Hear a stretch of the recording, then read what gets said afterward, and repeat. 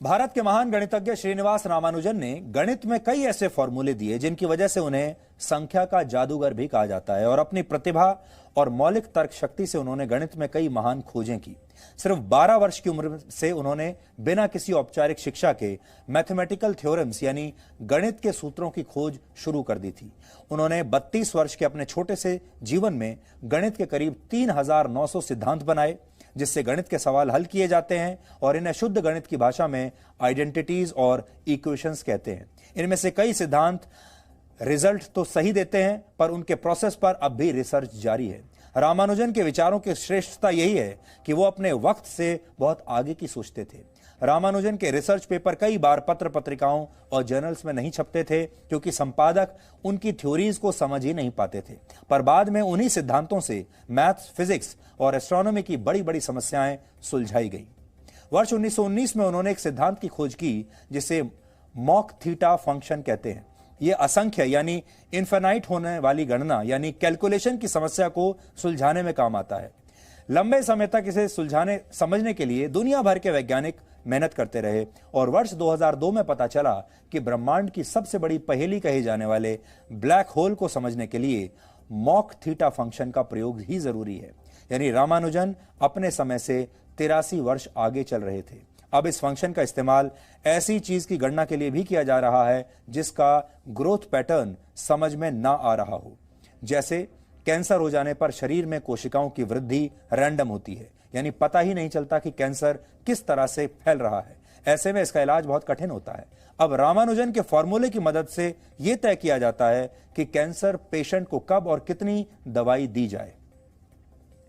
अब आपको रामानुजन की महानता साबित करने वाली एक घटना बताते हैं। रामानुजन ने वर्ष 1913 में मशहूर British mathematician professor G.H. Hardy को एक चिट्ठी लिखी थी। इसके बाद रामानुजन को कैम्ब्रिज यूनिवर्सिटी जाने का मौका मिला।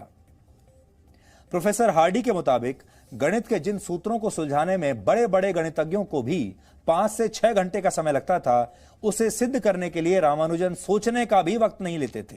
यानी जब तक उनके सामने सवाल लिखा जाता तब तक वो उसका जवाब भी ढूंढ लेते थे। विद्वानों के मुताबिक सिर्फ मानसिक शक्तियों की मदद से ही ऐसा करना संभव नहीं था। कहा जाता है जब भी रामानुजन किसी गणित की समस्या को हल करते थे तब वो अपनी दोनों आंखों के बीच के हिस्से में अपना ध्यान केंद्रित करते थे। योग के मुताबिक ये वही जगह है जहां पर शरीर की आध्यात्मिक शक्तियों का चरम बिंदु होता है। रामानुजन खुद कहते थे कि उनके लिए गणित के उस सूत्र का कोई मतलब नहीं जिससे उन्हें आध्यात्मिक विचार न मिलते हों। ब्रिटेन के प्रोफेसर हार्डी रामानुजन को दुनिया का सबसे महान गणितज्ञ मानते थे और कहा जाता है कि उन्होंने दुनिया के प्रतिभावान व्यक्तियों को 100 नंबर के पैमाने पर आंका था और इस लिस्ट में उन्होंने खुद को सिर्फ 30 नंबर दिए थे 100 में से, लेकिन रामानुजन को 100 में से 100 नंबर दिए थे।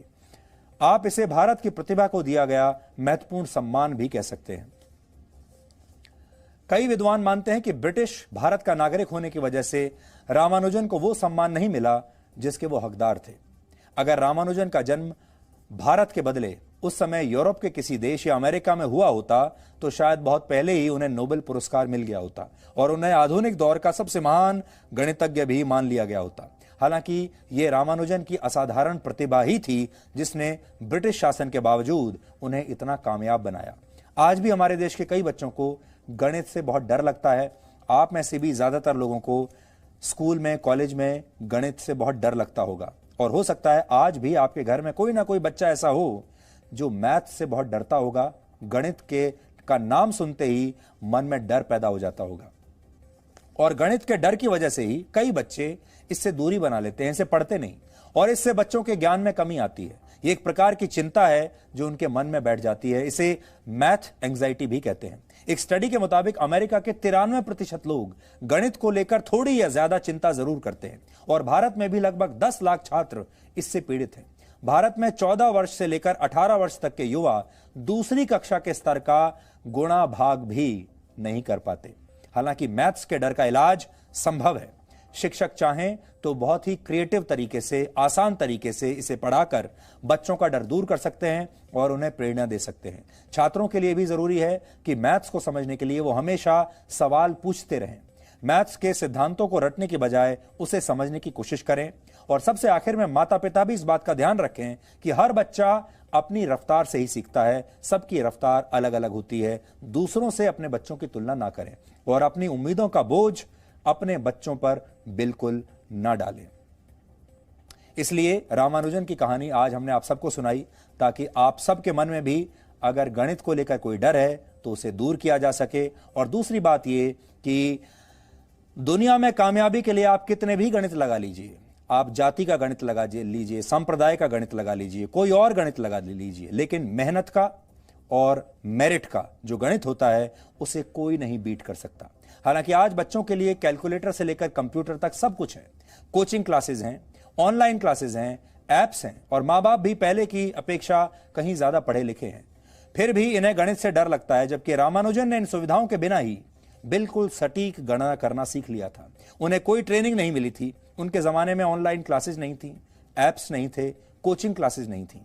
इस तरह से रामानुजन के जीवन का संदेश हमारे और आपके लिए बहुत बड़ा है और वो ये कि समस्याओं से डरना नहीं, उन्हें हल करने का तरीका खोजना चाहिए।